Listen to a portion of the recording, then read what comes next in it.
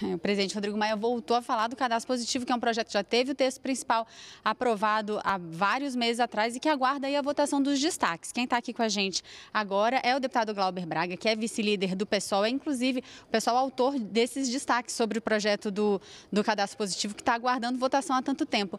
Deputado, disso aí que o presidente Rodrigo Maia colocou, esse projeto que trata aí do fundo para construção, para ampliação de gasodutos, tem também esse projeto que trata das distribuidoras de energia. O que pode de fato ser votado? Os destaques do cadastro positivo, o que o senhor acredita que pode de fato ser votado essa semana? A gente vê com preocupação todas as matérias. A gente não acha que deva ter uma votação de afogadilho, querendo mostrar serviço no final do ano e normalmente retirando ou direitos ou entregando patrimônio público. No caso específico do cadastro positivo, você amplia as dificuldades da maioria dos cidadãos em conseguir ter acesso ao crédito e beneficia quase que exclusivamente instituições financeiras. A bancada do PSOL tem uma posição contrária, como já teve no mérito, e vai ampliar essa discussão a partir da apresentação dos destaques que fez.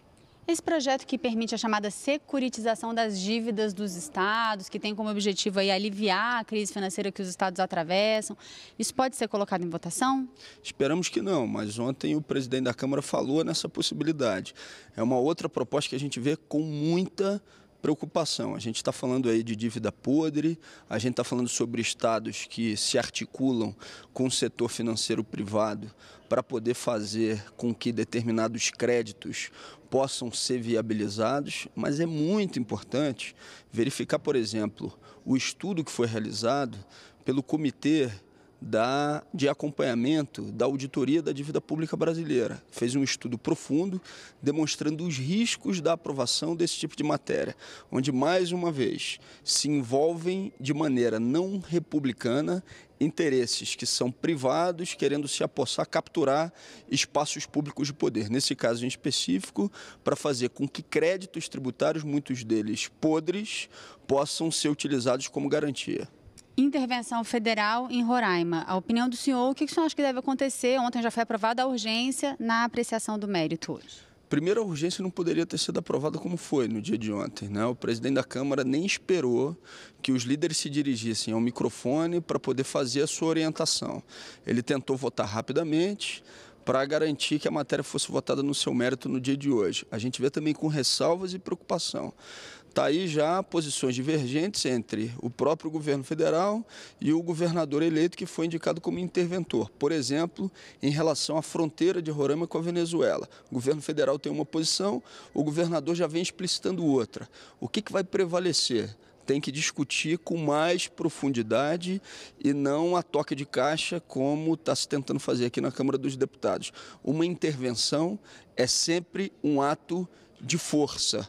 E um ato de força não pode ser realizado sem que você faça uma análise multifatorial.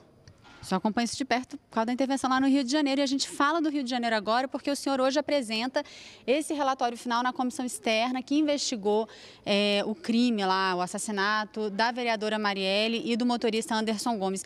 Quais as conclusões o senhor chegou nesse estudo que o senhor fez nessa comissão externa? Qual o resultado que a comissão traz? Olha, o relatório completo a gente vai apresentar hoje à tarde, está marcado 1h da tarde para começar a recolher quórum.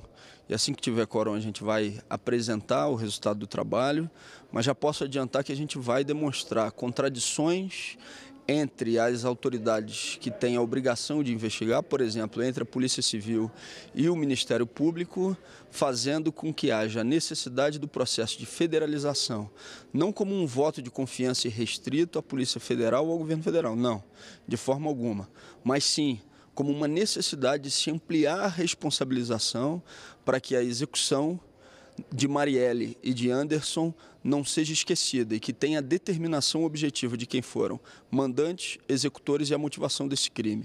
A gente espera que o relatório seja votado no dia de hoje e ele está robusto, com um conjunto, inclusive, de recomendações aos mais variados poderes com aquilo que foi feito de trabalho pela própria comissão.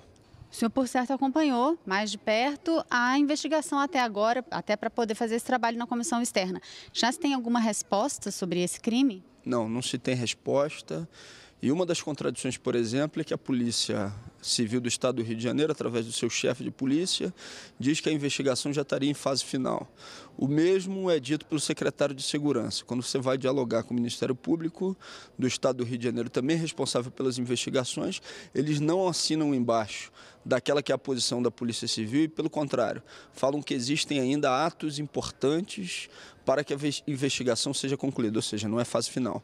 Então, isso inclusive está indicado no relatório e a ausência de uma resposta concreta e com a demonstração de que as investigações avançaram de fato e não só em factóides que são jogados em alguns momentos por autoridades públicas, isso nos preocupa bastante e é o que a gente está buscando, ou seja, que hajam respostas concretas e consistentes.